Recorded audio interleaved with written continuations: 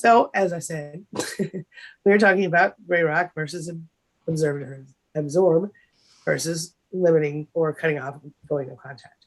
So let's first define each one of those, shall we? Mm-hmm. So gray rock generally is, I cannot see your current, oh, here it goes. Okay. You can't see me? I see you, but I couldn't see our little window where I can actually see with real time. Okay. So gray rock, basically what I'm going to just really quickly briefly define it. It is the sort of art of not reacting to, not giving them your emotions, a narcissist during either an episode of gaslighting, or let's say you're dealing with them post breakup and you have to co-parent or whatever. It's basically like, let's do a little role play, shall we? I'm gonna be the bad guy. Okay, you're gonna be the bad guy. Okay. Okay, I'm picking up. I'm dropping off. You're dropping off the kids to me. Okay, so it's like this. Watch. These kids are always dirty when I pick them up. Why do they look like this? What is wrong with you? You're a terrible mother. Okay. Hey guys, maybe it's time to get in the bath when you get home. Don't you have anything to say about that? Like, what's wrong with you? Yeah, I know, it happens. See, so she's not giving me any crap. I'm not even saying they were out playing in the mud. I'm not even saying that they splashed in a puddle. I'm not even saying, what do you want me to do? They just got home from school. They came like that. They've got the most, nothing. No. No excuses, right? Nothing. Yeah. Just, and that really depends on the person. I might be like, I know, isn't that funny? They love to play, because it just depends on the narc, right? And how they would react, right? And how they would react. Right. Because some of them care what the children think still a little bit. I don't want the narcissist to think that I am in reaction because of how they're making me feel. Right. Exactly. You don't want them to know that they affect you at all. Exactly. Right. Mm-hmm. So just like she gave no facial expression that was different than the one she was holding before, so that's kind of the gray rock of it. Do you want to add anything on gray rock? No, just don't engage. Don't engage in the things that it's the non-engagement with the narcissist when they're trying to provoke you. Right. And so how is that different from observe, don't absorb? I'll start us off. Basically, the way I see it is, and some of you who regularly watch my channel know that I did a little series with Ross Rosenberg, and this is one of the things we talked about. And as far as I understand it, it's like, observe, don't absorb means don't sort of take it into yourself, right? Don't, like, genuinely don't absorb their negative emotions, right? Like, even though you have to deal with them, even though you have to hear, well, you might, depending on your circumstances, but like in the case of, narcissist me yelling at non-narcissist Lise over our shared child,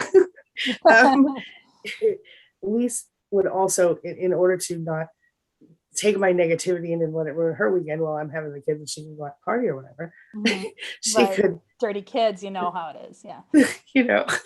She could use observe, don't observe, so she could see that person, me in this case, going rah, rah, rah, rah, and she could realize, oh, it's too bad that Angie's such a miserable narcissist, and blah blah blah, right?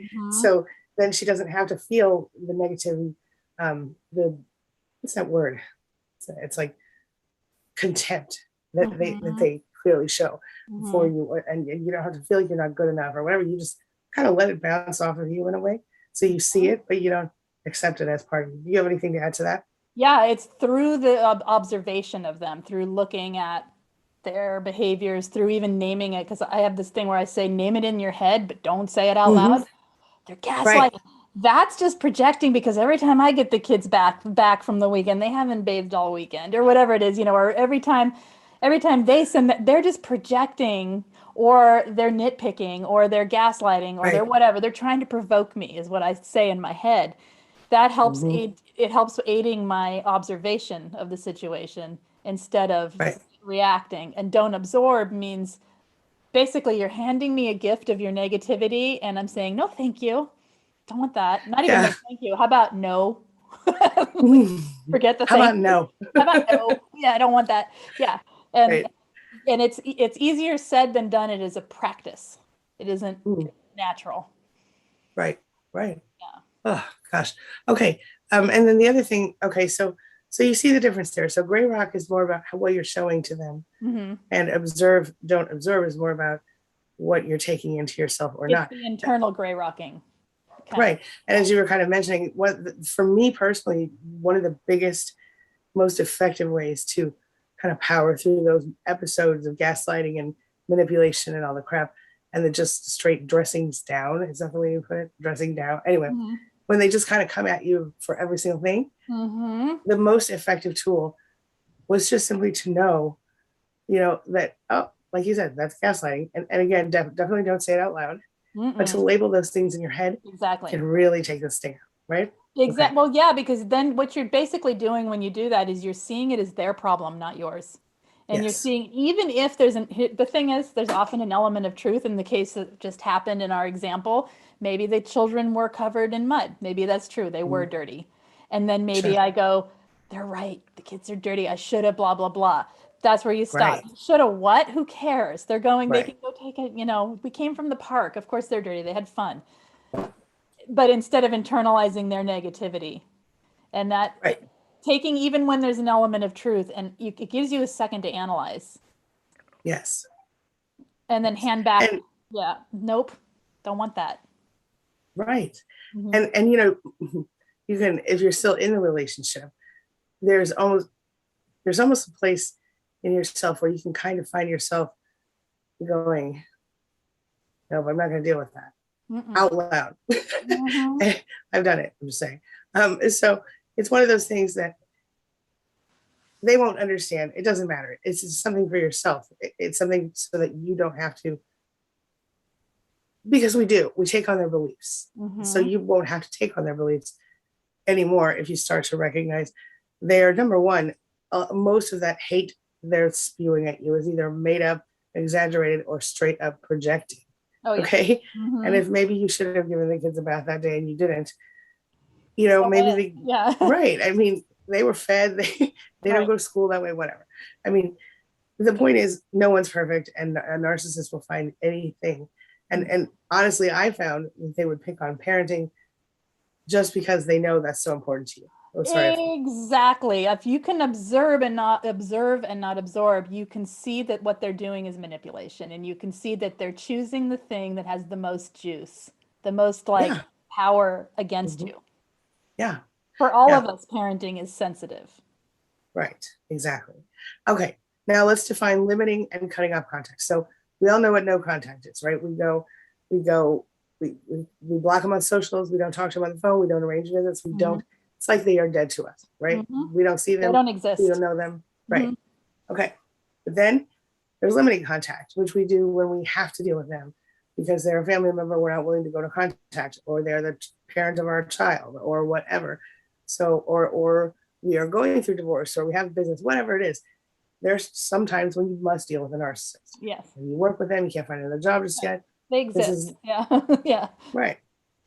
This is limiting contact. So do you have anything to add to those two definitions before we? To the first two?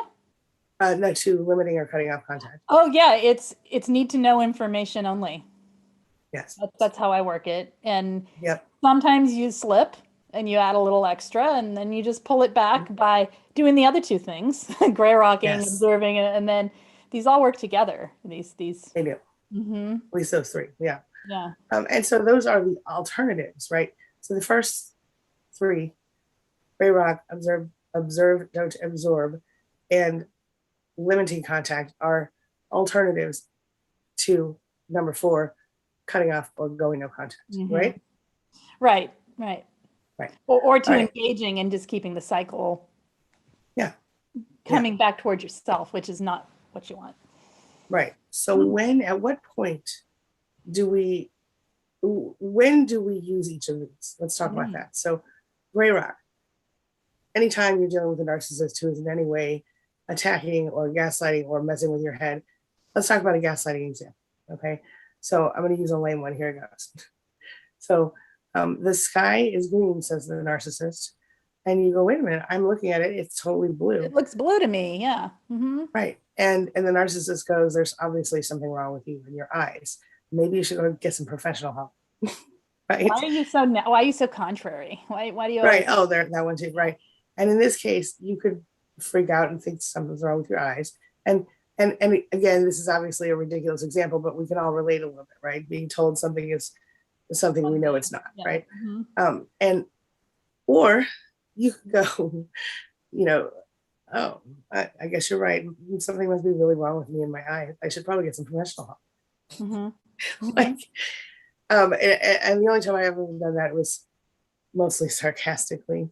And they pick up on that fast because they're experts at it, and then they attack you more. So the best thing I think in that case would be the gray rock, where you just go, interesting. Mm-hmm. I'll consider that. Something like that. Yeah. And they go, oh, okay. Right? Interesting viewpoint. Okay. Interesting way to put, yeah. Interesting way to see the sky. Right. Are there other examples of times we could use gray rock, Lise, off the top of your head? When they don't stop coming at you, and observing and not absorbing is exhaustive because they're just going to keep coming at you. So, oh gosh, an example. When they're oh gosh, I'm terrible with on the spot examples. It's like I get amnesia from my own stuff, so I can't give real life ones. I get this weird right. Examples. I don't know. Give me an example of. Okay. So let's go ahead. No, there's an example of pervasive when they just keep coming at you. It's usually during an argument or a discussion that turns into an argument where you might say something to them and they'll attack you. Like, why did you dismiss me yesterday? Why, you might say, I felt really upset that you ignored me when I asked this question in front of the children. And they say, what do you want me to just ignore the children for you? And yeah. And you're like, no, I legitimately had something I wanted to say, and it felt like you took their attention, and then no one paid attention to me. And they'll say, you're always trying to take. So you want me to spend all my focus on you and ignore the kids? That's what I'm hearing, right? You always want all the attention, and so they've twisted your words and your. And if you try to be like, no, that's not what I meant. Then they go, oh, is that right? Is that what you said? Yeah. Right? Well, why are you always accusing me of things? You always seem to accuse me of things and then say it's not what you meant. What is it that you mean then? Right. Tell me what you mean. And they come at you. That would be a time you just say, I guess I did word it like that. Or, oh, okay. Or you're not giving into the argument. This is the difference. Right. Giving into the argument would be internalizing it and saying, oh my gosh, they're right. I did that. I'm so sorry, or it's like, it's really difficult because you got to gray rock something that you're right about. Right. You got to gray rock a situation when they're twisting words and so your aim is to diffuse it so they go away. It's not, it's not to win an argument. It's not to get them to see your side. And the problem is when you're in that kind of situation, you're wanting just to be heard or to have it make sense. Yes. They're wanting it to not make sense, so they don't have to take accountability for ignoring you or whatever the thing they did, and they can walk away and be. Right. Exactly. Yep. Exactly. Okay. Good. And so in that case, it feels difficult. Something else that I found in a situation like that, where they're just kind of, it was all the words and all the things. It's like that. I will just. Like you said, I'll just kind of say, okay. Okay. Yeah, exactly. Okay, I hear you. Mm-hmm. Yeah. And then they're going to, but then it doesn't matter. There's not, in most of these cases, when they're on that tangent, I used to call it like they were getting riled up and I could see the tornado coming. Oh yeah. Here it comes. And I would try to stop it and it never works. But that's when you have to just kind of go flat, boring. Don't give them the reaction they want. No, I didn't mean it like that. Then you go, you know what? Maybe I did. And you walk away. Or whatever. Or just like, oh, I'm not in the mood to argue. Or they hate that one. Oh no, yeah. But what do you do? But yeah, it's a good one though. Okay, so then in that same way, you would use observed or observed. You kind of already explained where you recognize this is a manipulation technique. You see it for what it is. You don't internalize it. You don't. You know what I mean? Okay. And then, what are some examples of? Can you think of another example of when we should use observe, don't observe? I know you love when I do this. I'll think of one too. Hold on. Well, yes. Say you're parallel parenting. I won't use co-parenting ever again with narcissists, but say you're parallel parenting with them, and say that again. And you say, can you hear me? Can you not hear me? Now again. Yeah, go ahead. Say you're parallel parenting with them, and they you're communicating through an app, and they write, and you write them saying the child whatever did this thing, and they say it was something that you needed to tell them. It was need to know information, and instead of just saying okay or thank you for letting me know, they say, why did you do that thing without I asking? don't know if this is me or Lise. Oh, am I frozen or is that you? You came back. They say something without asking is what I heard. I don't know if it was me or you. So I don't know. Let us know who's freezing, because I can't do anything with mine. I didn't move anything. I don't know. Yeah. Yeah. It might be me. Hold on. Keep talking. Okay. So when they're so they start attacking you instead of just answering a question, or instead of giving you information, they attack you. Yeah. Especially in writing, you have a second to look at that and decide to not let it in, to decide to read through it and point out to yourself exactly what they're doing. They're projecting here because they always do this thing. It's always like say they'll throw a double standard at you. Say you didn't let them know a child was homesick for 2 hours, and they want you to let them know at 8 a.m. And they yell at you and through text, like, why did you, it's unacceptable. How dare you, blah, blah, blah. And they never let you know anything. And so you look at it and you read it and you think double standard, projecting. Okay, nothing I need to answer here. There's nothing I need to answer here. So I would do, I'm not going to absorb their negativity, and I'm going to limit this contact. So boop, boop, I just double up on that. Good. Very good. Thank you. And I agree.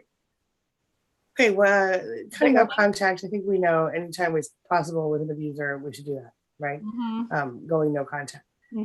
Limiting contact, again, we've already kind of talked about when you should use it, right? So it's when you are in a situation where you're co-parenting or parallel parenting with a narcissist, when you are,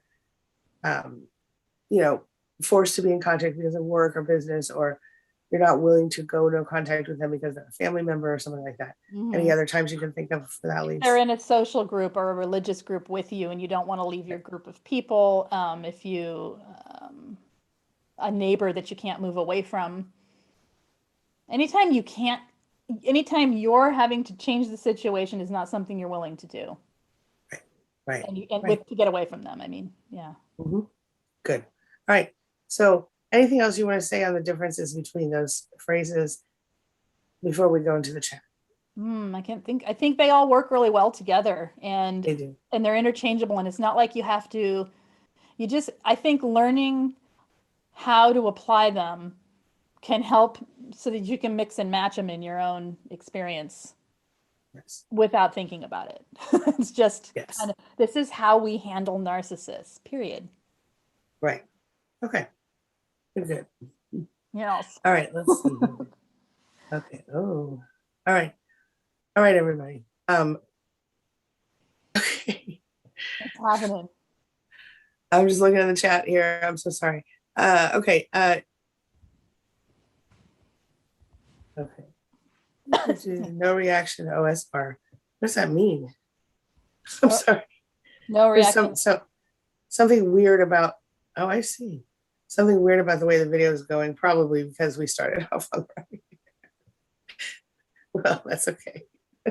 It'll be on one of our channels when this is over. It'll be somewhere, or not, or we're just not. Maybe this is just a one-time thing, right? Either way, it's an unrecorded moment in time. Okay. Oh, I like this LNC. She says, I shut them down with a "you're right." You're right. I do that too. I've done that one. Even if it's something ridiculous, like, oh my gosh, you look so disgusting in that outfit. I'll be like, yep, I sure do. How you like it? Yeah. I don't care. But, right. But to be fair, when you're out of these relationships, you get a little more sassy than you are when you're in them, right? I mean, so let's I don't care what they think at this point. Right. Don't care. Right. And I say that like as if I'm like, oh, I don't care, but it does affect. You have to then remember that you don't care, right? Right? Yeah. That's so easy. Yeah. Absolutely. Okay. let's see here. Here we go. I'm looking through. Hey, Samarine, Bonnie, and Jack, thank you for being here, and Christine for our mod squad here today. Okay, Ellen C says, she says, I view a conversation. Oh, I like this. See, you can tell Ellen C is out. She says, I view a conversation with a narcissist like a TV comedy. Watch and smile. They hate that. But it is interesting. Yeah. Highly sensitive Wookie in the house. Hey, welcome back. I think it helps when you're rocking and you're getting engaged to remember they know your buttons. Yes. And to protect those buttons by not letting them get pushed, in the sense of not like, oh, they're pushing my vulnerability button. They're pushing my abandonment button. They're pushing in it, knowing your own triggers and your own reasons to react. Yeah. And that's a hard one. It's hard, but it is, yeah. Yeah. Yep. Okay. What they're going after every time. Right. Right. It's really true. Yep. Okay. Jeanette says, I now just be more mean than him. He doesn't expect it because that's not how I usually act. It shuts him down, and then he's nice for days or weeks. Now that is one that I don't know for sure. I tried it once, but I'm not very good at being mean, right? But there have been occasions where I've had to tell a person about themselves here and there. But then there was one situation that I'm thinking of off the top of my head with my ex where he was just being awful. And I was just like, are you kidding me? This is terrible. It was beyond my comprehension how bad he was being. And I remember trying to think of the meanest thing I could think of to say to him. And I said he was fat, and he laughed because he wasn't fat. Like, yeah. Didn't work, but that was the meanest thing I could think of. It's so stupid. But I was kind of a lot younger and a lot less aware than I am today. Let's put it that way. All right. Because all of this is like, if you have a lifestyle of having to live like this, it's very challenging and difficult for you to. Somebody said to me, but when I do this, I don't feel authentic. Yeah, exactly. You're not, when you live with manipulation. You can't be authentic. Yeah, when you live with manipulation, you have two choices: take it or manipulate back. There is no other choice. And and manipulate not to get. I want something, so I'm going to manipulate to protect. Manipulation to protect. And it's unfortunate, but that's why we say these things are not a lifestyle. They're tools to help you while you're either getting out, or if you cannot possibly get out, and then have a life outside of it. Right. Right. That's a powerful statement, Lisa. I think that's a whole video in itself. We should talk about it. One of us, or both of us should do, because it's really the truth. And people get mad at me. One of my most loved and hated videos on this platform is about how to control a narcissist. And I've made it in several different iterations to try to be nicer about the title. But the fact is, there are ways that you can at least minimize the bad behavior, but it's exhausting. And nobody wants to live like that for long. Right. Nobody wants to be told they're manipulating either, or that they're, but there isn't a way to have a healthy relationship. It's all perception. Right. It's either be willing to just be their servant, or, have a personality and a self. Right. And that's not going to happen in that relationship. You're going to have to either be the servant or get out. I mean, right? Yeah. All right. Let's see here. I like Bonnie's statement here. She said, you won't get justice from a narcissist anyway. Leave it dead in the water. Do not escalate a bad situation. 100% agree. There's no reason. Everybody wants closure. Everybody wants to know that person is paying for what they've done. They're not emotionally capable of it. You know what I mean? Or psychologically. They will absolutely, I would say 99.9% of the time, actually, they are, in fact, the victim. You are, in fact, the person that hurt them. Every person I've ever been with for more than 5 minutes, and I'm talking about the men in my life, there haven't been a significant amount of long-term relationships, but the few that have happened, I watch it every time. There's a pattern, and they smear, and that's how they get the next supply, almost exclusively. They smear, in my personal experience. Yeah. They talk bad about you. They act like they're a victim, and then in one way or another, right. They either talk bad about you or they play you into something you're not. Whether Yeah. Mm-hmm.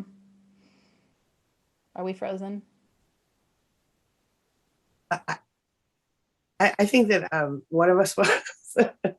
I don't know which one, but can you hear me okay? Yeah, I can hear you now.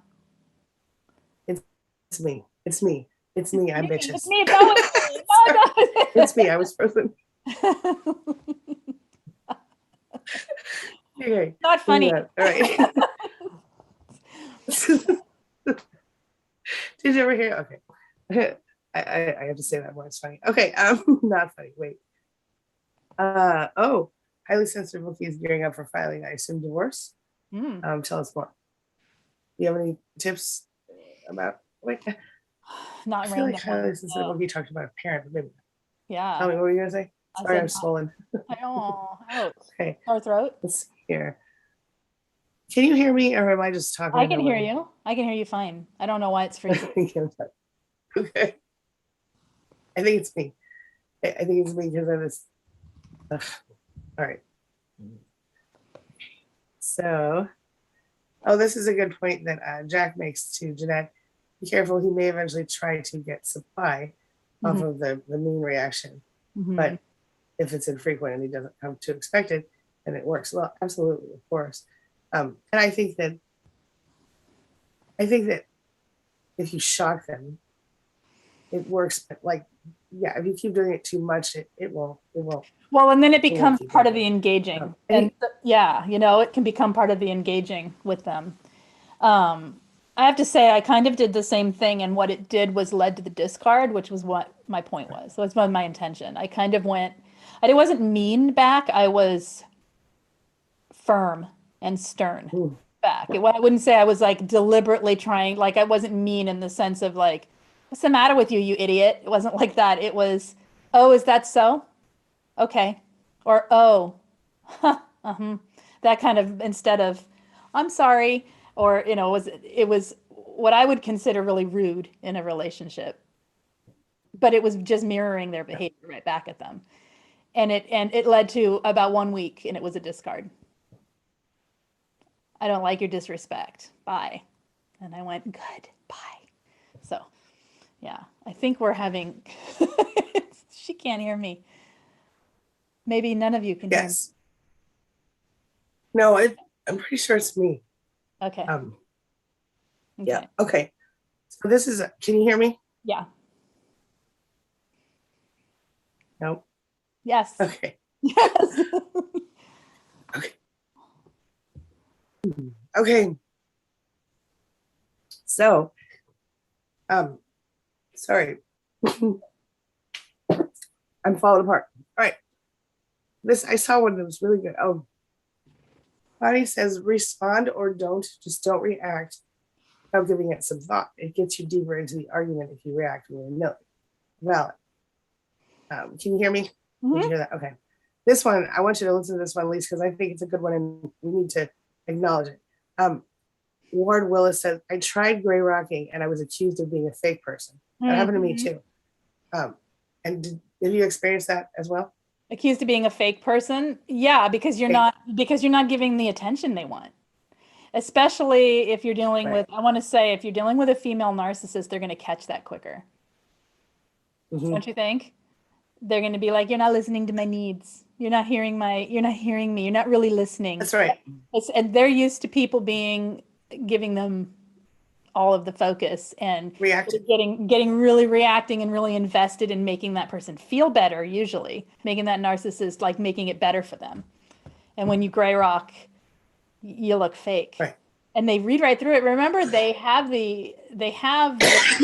the cognitive empathy, which I call it narcissist radar. They can read they can read when things don't match up. Like that doesn't seem like their intention is there. They're also often really paranoid.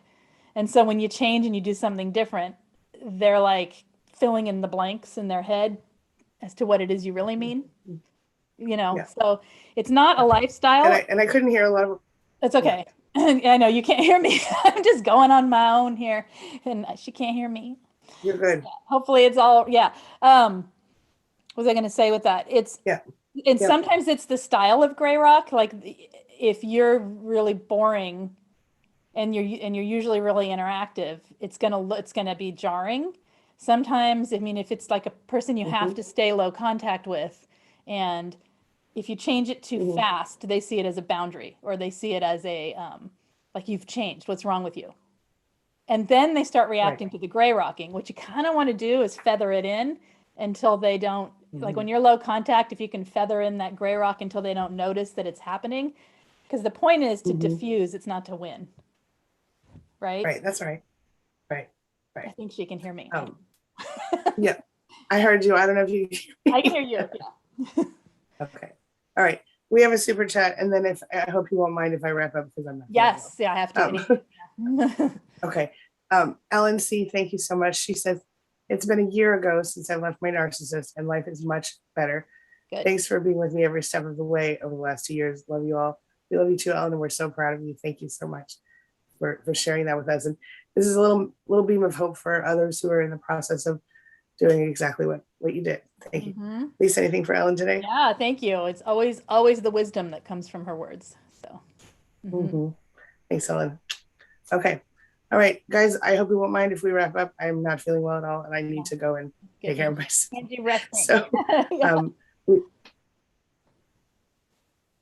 yes, I'm just swollen from head to toe right now, and I feel horrible. Icky. Anyway, I thought they probably need to go to the doctor. Anyway, all right, so we will see you guys. Okay, feel better, Angie. Next week. Yeah. Thank you. And watch Simmering in the chat here, and Jack and everybody. Thank you, Mod Squad, for being here. Watch their out messages, and we will see you guys next week. Also, Lisa, when's your next live stream over on your channel? Tomorrow, unless I can make it today, but I think tomorrow. Okay. I may be able to make this afternoon. I'm going to try, but okay. Yeah. And perfect. And Jack, Simmering will share information on how to get in touch with Lisa and how to make sure you don't miss that stream as well. All right. So we will see all of you next time. And big hugs and love. We appreciate you. Thanks, Lisa.